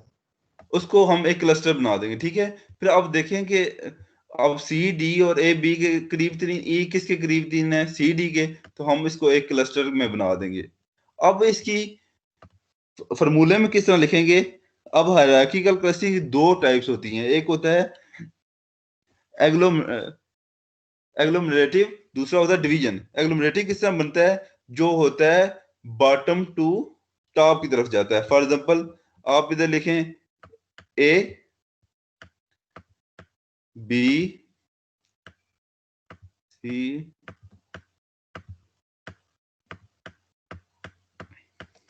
अब ए बी को हमने जब क्लस्टर बनाया तो क्या हो गया, ए बी आपस में इस तरह फॉर्म में आ गए। नजर आ रहा है आपको सबको? जी आ रहा है। ये ना मैं अकेले ही लगा रहा हूं। अब क्या है कि सी और डी का इस तरह हमने क्या किया, क्लस्टर बना दिया। अब हमने बाद में क्या किया था, बातें हसीब बता चुका है, तुम्हारे पास कोई और है एल्गोरिथम, कोई मैम और? ये उन्होंने एग्लोमरेटिव के मतलब नहीं बताया, ना अच्छा डिवीजन के मतलब बताया। अच्छा चलो ठीक।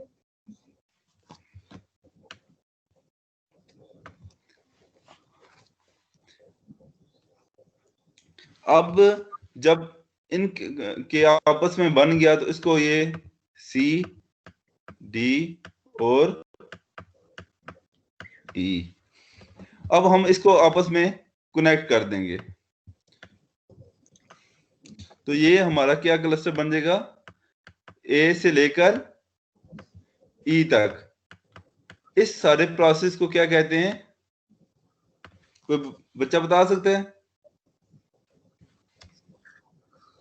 बोलो यार जवाब दो। एग्लोमेट्रिक क्लस्टरिंग।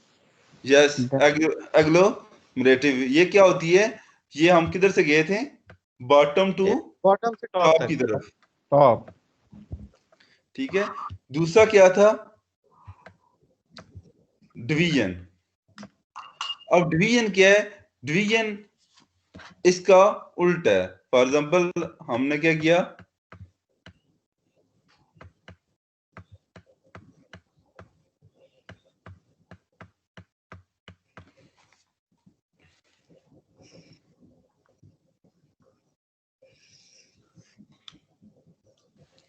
अब हम जब इस क्लस्टर को, सॉरी थोड़ा सा, अब हम इसको जब ब्रेक करेंगे तो क्या होगा? ए बी को अलग ब्रेक कर लेंगे,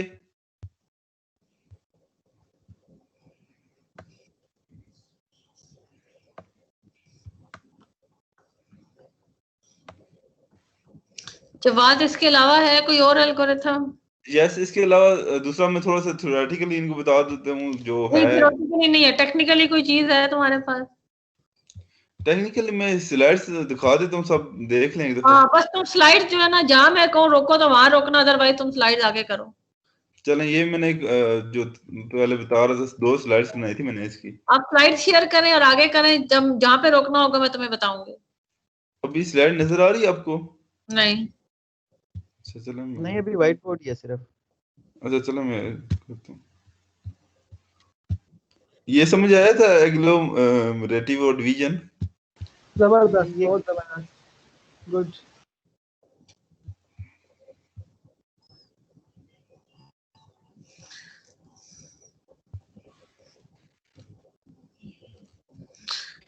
नजर आ रही है जवाब? आगे करो, आगे करो, आगे जितने भी एल्गोरिथम है ना, ये सारे इसी पे बेस कर रहे हैं, आगे करो, आप स्लाइड आगे मॉडल करो। पे और सेंट्रॉइड मॉडल पे, मॉडल्स और डेंसिटी मॉडल्स के मीन क्लस्टरिंग थी, के मीन क्लस्टरिंग।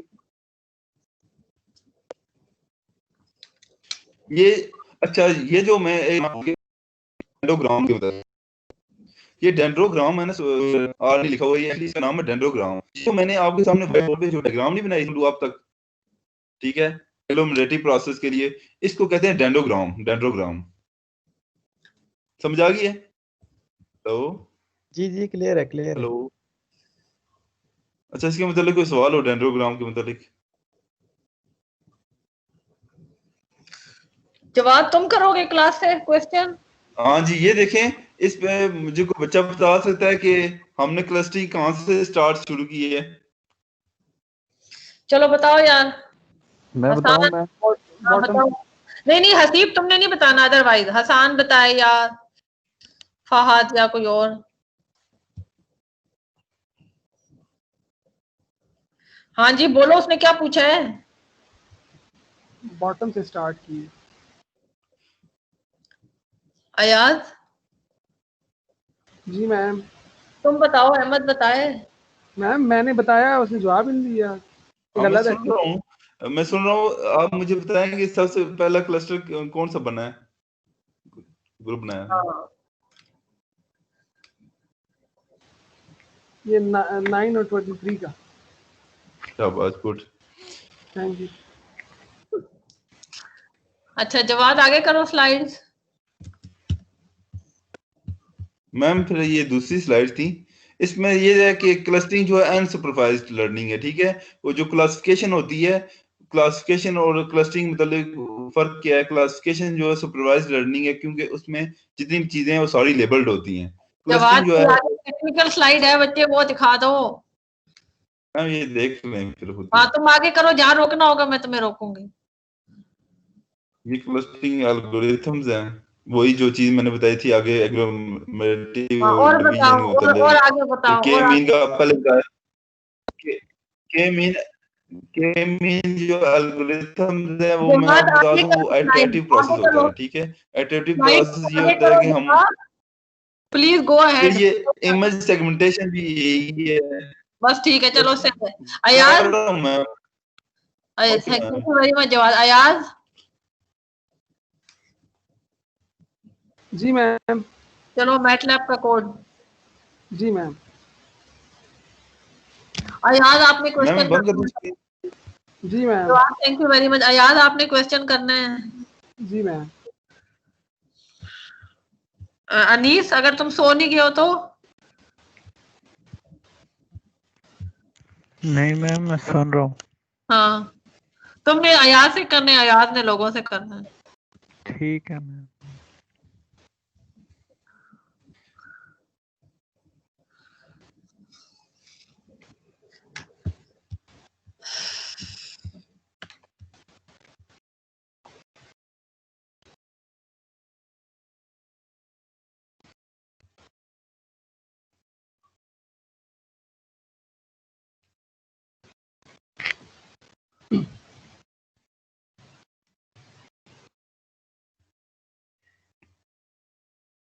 स्क्रीन शेयर हुई है?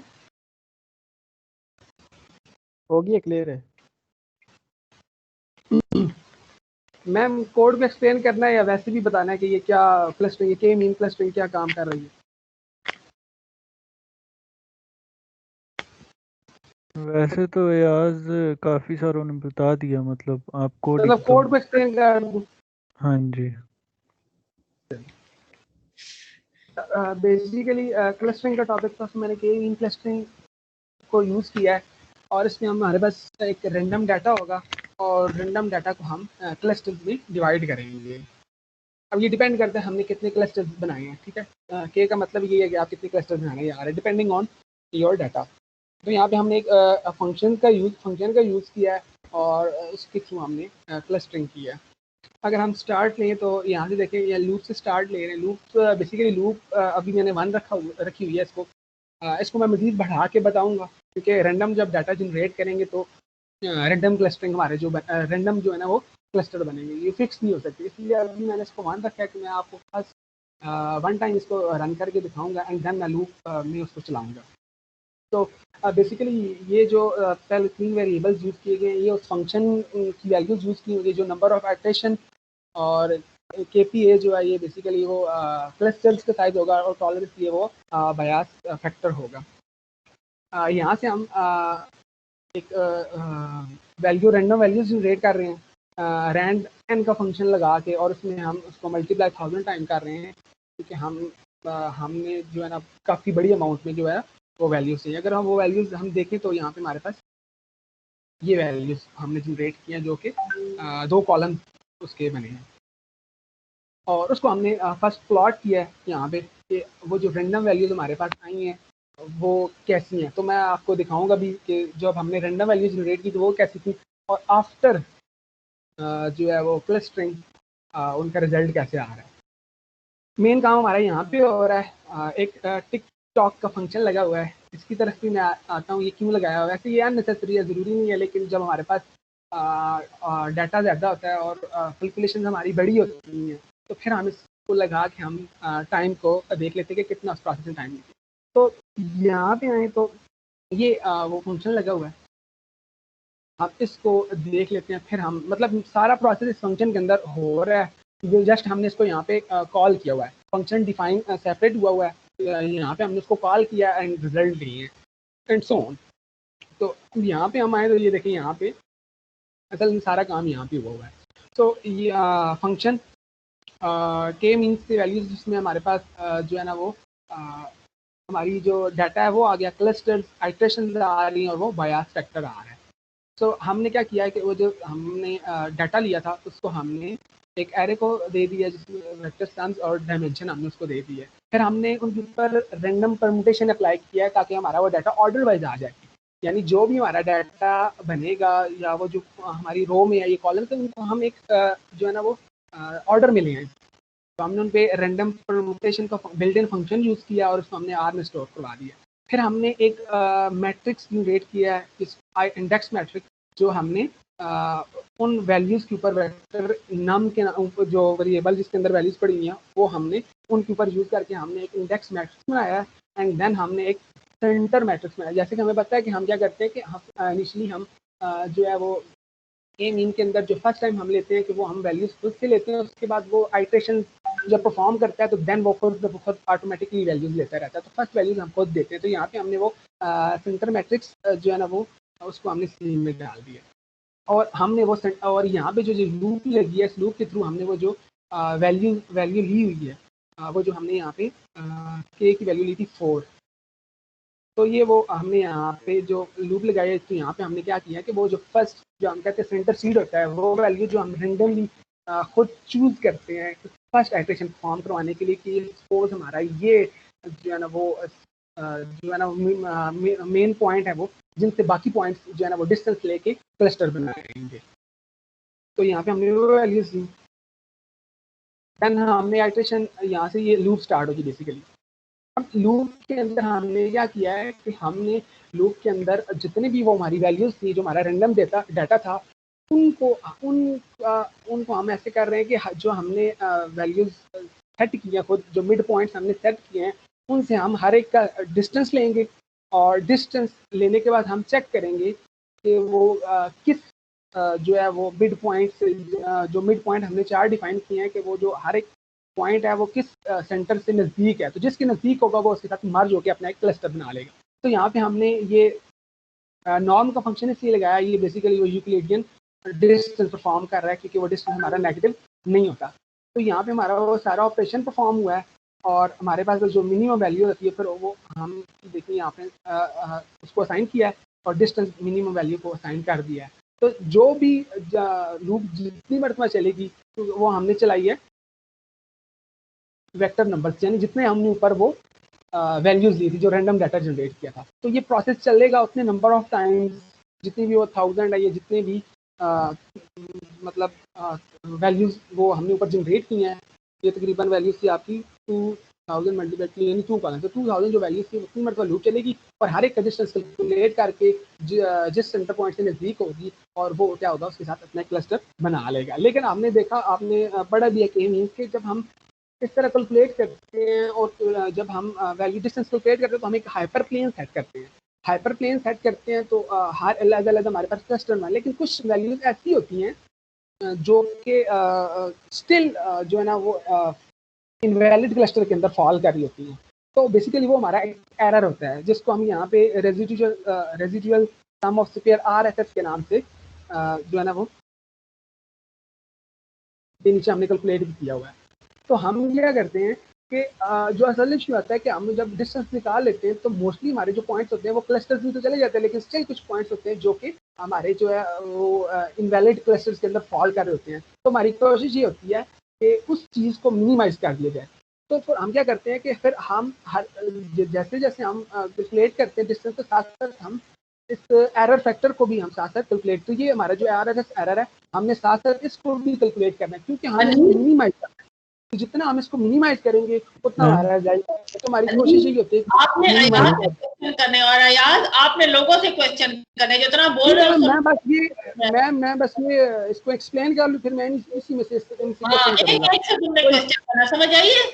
मैं ठीक है मैम, मैंने इनको जगा के रहना है। ठीक, तो हमने अगेन लूप लगाई। इसके पहले हमारे पास जो है ना स्टार्ट में हमारे पास RSS फैक्टर 0 था, लेकिन जो ऑपरेशन परफॉर्म हुए तो हमने उसको कैलकुलेट करवाते गए। यहाँ पे ये देखें हमने वही ऑपरेशन परफॉर्म किया, लेकिन हमने उसमें क्या किया है RSS को ऐड किया, जो फर्स्ट टाइम 0 था, लेकिन फिर हर मरतबा क्या हुआ कि जो वैल्यू हमारे पास हमने उसको पॉइंट्स को क्लस्टर में शिफ्ट किया, लेकिन साथ ही जो हमारे पास एरर की वैल्यू आई वो हम साथ साथ जनरेट हो गई, यानी इंक्रीमेंट होता गया और हमारे पास जो है ना वो total error at the end जितनी मरतबा लूप चलेगी तो हमारे पास टोटल एरर आ जाएगा, जिसको हम नंबर ऑफ फैक्टर्स से डिवाइड करेंगे तो हमारे पास मिनिमम जो है ना वो एरर आ जाएगा। एंड देन हम लास्ट में आके चेक करेंगे अगर तो वो हमारा जो एरर है वो जो हमने स्टार्ट में टॉलरेंस लिया था, यानी जो हमने बायस फैक्टर हमारा जो स्टार्टिंग जो हमारा वेट था, अगर तो उससे अगर वो कम है तो हम उसको ब्रेक कर देंगे और वो हम आइट्रेशन को चेक करेंगे कि हमने जो आइट्रेशन दी थी उन वो हमारा जो उसकी आइट्रेशन है वो हमारी आइट्रेशन से तो अबव नहीं कर गई, अगर वो कर गई तो हम उसको माइनस करेंगे और ब्रेक कर देंगे। एंड लास्ट में हम उसको जो है ना वो प्रिंट करवा देंगे कि इसने जो है ना इतनी आइट्रेशन परफॉर्म की हैं ये प्रोसेस कंप्लीट करने में। तो ये हमारा वो फंक्शन था। अब हम तो ये जब हम यहाँ पे इसको कैलकुलेट करेंगे तो ये इस पूरे प्रोसेस को जो है कंप्लीट करने के बाद उसका टाइम देखेगा कि कितने टाइम में। तो ये बेसिकली ये टिकटॉक का जो फंक्शन है ये स्टॉप वॉच की तरह काम कर रहा है।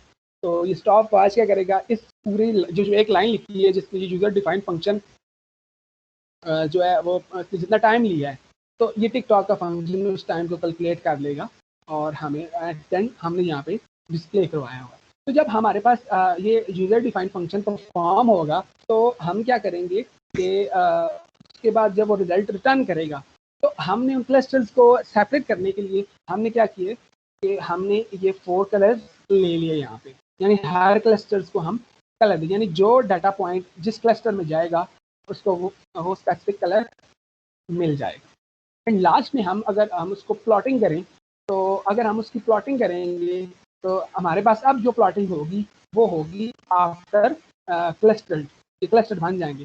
तो यहाँ पे हम होल्ड ऑन का एक फंक्शन जो कि मैंने ऊपर भी लगाया था, तो फिगर हमने लगाई है क्योंकि हमने वो ग्राफ जो है ना वो प्रिंट करवाना है। तो फिगर लगाने के बाद हमने प्लॉटिंग की, और प्लॉटिंग के लिए हमने होल्ड ऑन का फंक्शन इसलिए लगाया कि जब हम रन करेंगे तो हमारे पास एक जो डायलॉग बॉक्स अपीयर होगा, उस डायलॉग बॉक्स के अंदर जो हमें रिजल्ट नजर आएगा, अगर हम होल्ड ऑन का नहीं लगाएंगे तो क्या होगा कि अब देखिए यहाँ पे मैंने एक फिगर लगाई और ये देखिए प्लॉट मैंने एक्स को दिया, और यहाँ पे अगेन आके मैंने एक और प्लॉट किया एक्स को ही, जिसके फर्दर आगे मैंने पैरामीटर्स में उसको एक्सप्लेन करता हूँ कि वो क्या चीज़ है।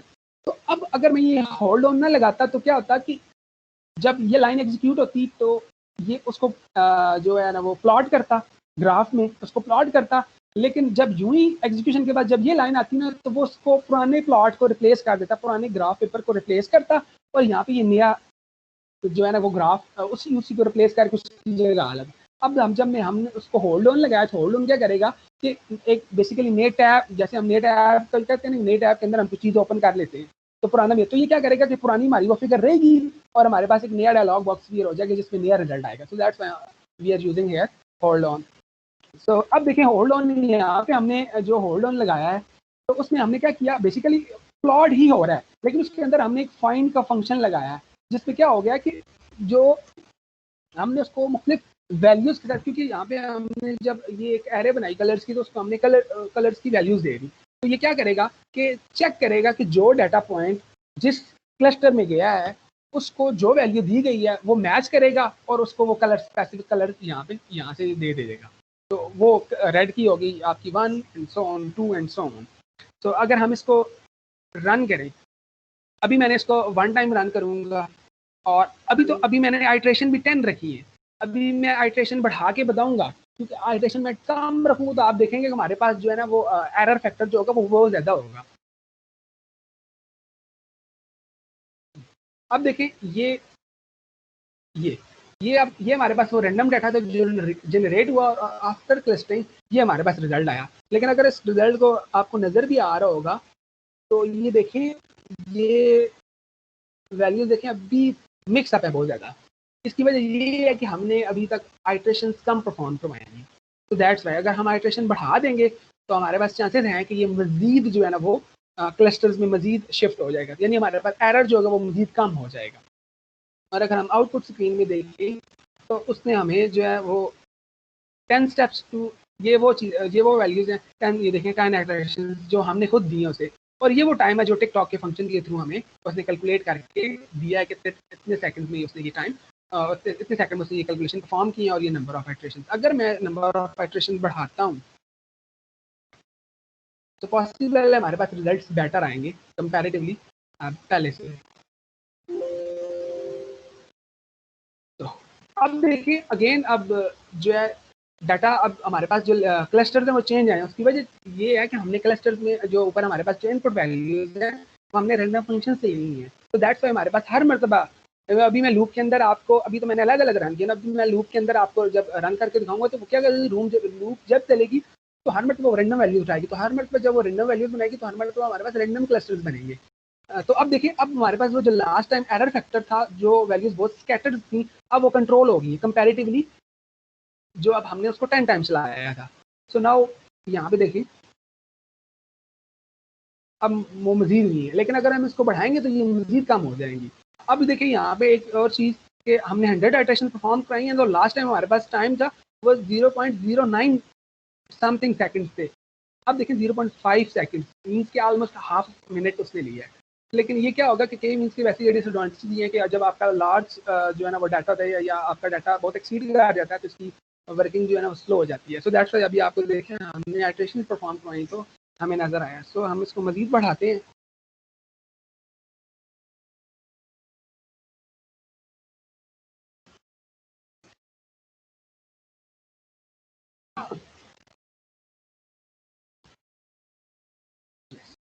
नाउ देखिए, अब ये देखिए आपको एक किस्म की देखिए लाइन नज़र आ रही है यहाँ पे उसने जो क्लस्टर्स बनाए हैं। तो एंड यहाँ पे हम टाइम देखें तो उसने देखें 3.5 मिनट उसने लिए क्योंकि हमारी इटरेशन बढ़ के 1000 हो चुकी है। तो ये था हमारा जो है के मीन क्लस्टरिंग यूजिंग मैटलैब। तो अब हम मैं इसको लूप के अंदर लेके जाता हूँ ताकि हम लूप के अंदर इसको करके देखें। तो मैं अब देखें मैं 5 लूँगा तो हमारे पास 10 डायलॉग बॉक्स अपीयर होंगे। क्यों? एक आपका नॉर्मल डाटा का और एक आफ्टर क्लस्टरिंग। अभी हमने वन टाइम चलाते थे ना तो एक हमारे पास इनपुट का प्लॉट आता था और एक हमारे पास आउटपुट का। तो हम 5 टाइम चलाएंगे तो हमारे पास जो रिजल्ट आएगा वो 10 स्क्रीन का होगा और इस तरह हम बढ़ा भी सकते हैं उसको।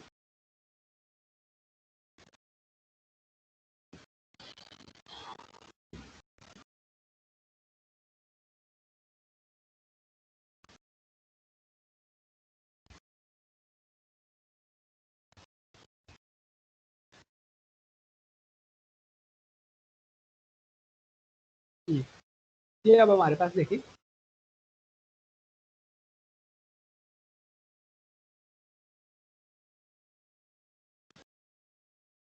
ये हमारे पास 10। अब देख लें हमारे पास जो है ना हर मरतबा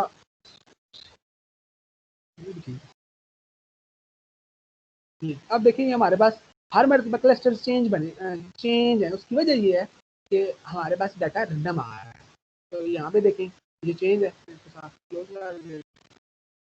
ये देखिए यहाँ पे क्लस्टर जो बने हैं वो सेपरेट हैं।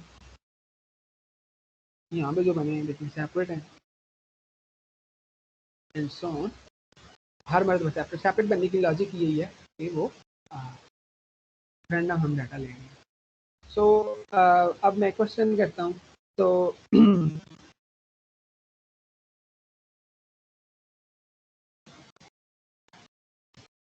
फ़हीम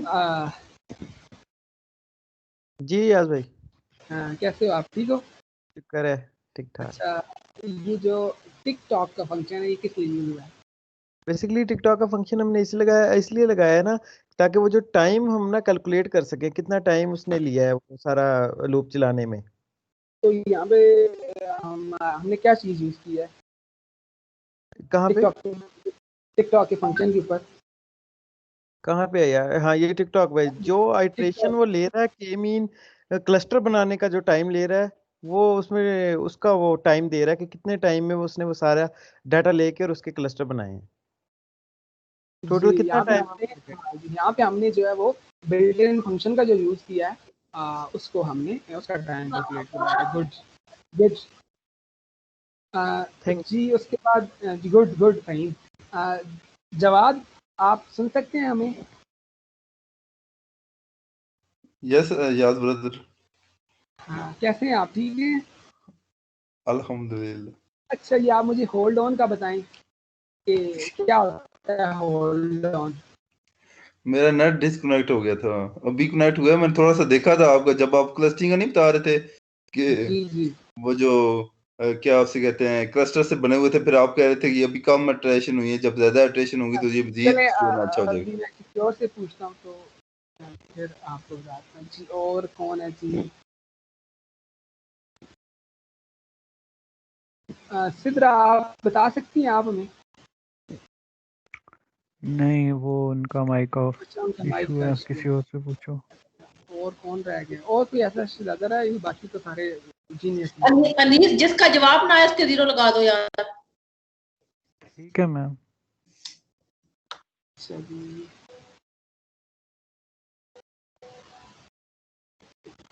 अहमद भाई जी जी, कैसे हैं आप? मैं ठीक हूँ। अच्छा, ये रैंडम का फंक्शन हमने यूज किया है। हाँ, ये रैंडम वैल्यू जनरेट करता है ना, और उससे फिर आप मल्टीप्लाई कर रहे हैं, यानी कि 1000 के साथ। रैंडम डाटा क्रिएट करने के लिए आप कर रहे हैं ना जहाँ पे जी रैंडम डाटा हम ले रहे हैं एरे के अंदर। Very good ji.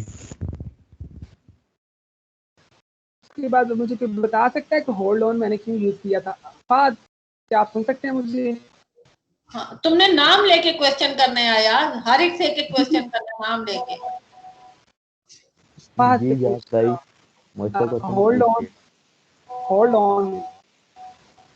On hold on basically यार आप ये जो आपके पास ग्राफ वो शो हो रहा था, प्लॉटिंग शो हो रही थी, उसको मतलब दिखा रहा था कि आपके फिगर प्रोड्यूस करके उसके बाद जो प्लॉटिंग है उसको होल्ड कर रहा था कि वो ख़त्म ना हो जाए, उसके बाद जो डाटा वेरी जो आ रहा गुड है वो फाद वेरी गुड वेरी मेरे गुड को समझ नहीं।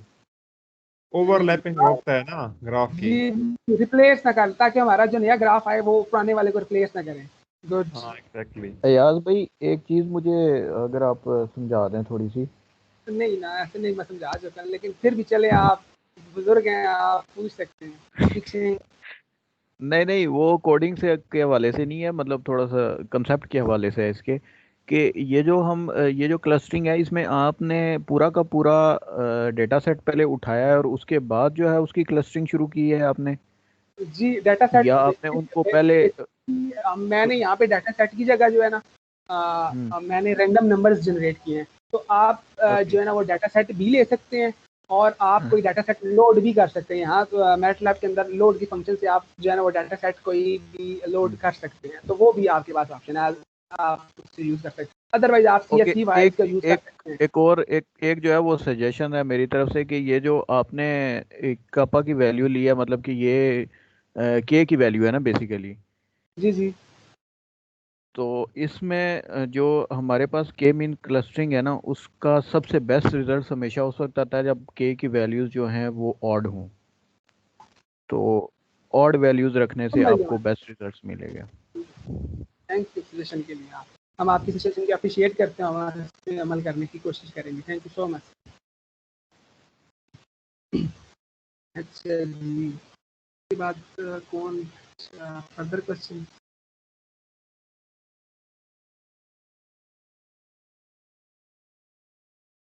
अच्छा इब्तिदा आप पूछ सकती हैं।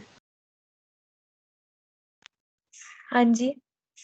अच्छा अच्छा जी मैंने यहाँ पे आइट्रेशन 1000 की है, इसकी क्या वजह है? इसकी यही वजह है कि ताकि हम देख सकें कि वो जो आपने वो जो पॉइंट्स प्लॉट किए थे वो किस किस जगह पे पॉइंट्स जो हैं वो क्लस्टर्स बना रहे हैं की मीन के। और अगर हम इसको कम कर देंगे तो क्लस्टरिंग के दरमियान जो डिस्टेंस है वो ज्यादा होता रहेगा। जी अगर हम इसको कम कर देंगे तो हमारे पास जो चांसेस ऑफ एरर्स हैं यानी कि वो वैल्यूज जो शफल करके दूसरे जो है क्लस्टर में चली जाएंगी तो वो चांसेस ज़्यादा होते हैं हमारे पास। तो हमने इसको ऐसी आइट्रेशन जितनी मतलब आइट्रेट करेगा तो उसकी एक्यूरेसी हमारे पास अच्छी आएगी। मैम हो गया